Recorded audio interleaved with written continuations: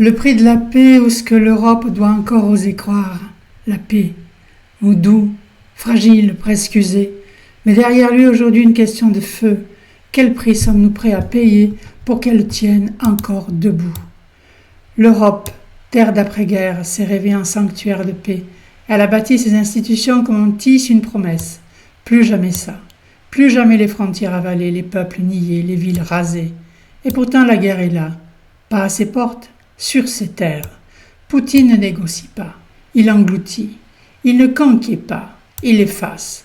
Ce n'est pas une guerre territoriale, c'est une guerre contre la mémoire, contre la culture, contre l'existence même d'un peuple.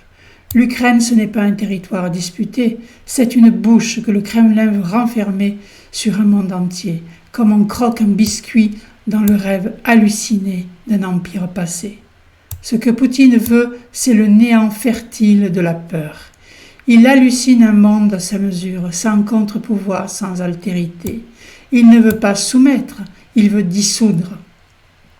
Et face à cela, que vaut encore la paix? Est-ce bien marchandable? Est-ce une ligne de budget, un dividende, un deal pour Trump? Oui.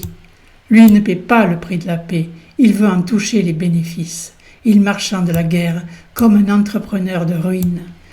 Le prix pour lui n'a de sens que s'il rapporte. Poutine, lui, ne marchande même plus. Il prend tout, pas pour construire, mais pour anéantir ce qui n'est pas lui. Il n'y a même plus de dette, juste une prédation nue, sans raison et sans limite. Et l'Europe, elle, doit choisir.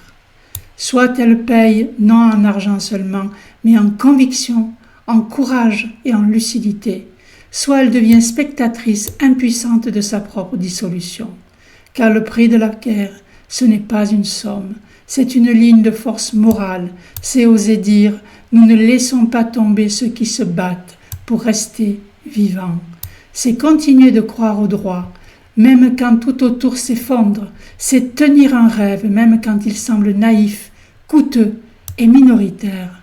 Oui, c'est à l'Europe de payer, car elle est la dernière zone du monde où la paix n'a pas encore une marchandise, la dernière à croire que l'humain ne se négocie pas, la dernière à défendre coûte que coûte le socle du droit international, ce fil fragile qu'elle relie entre les peuples au lieu de les soumettre.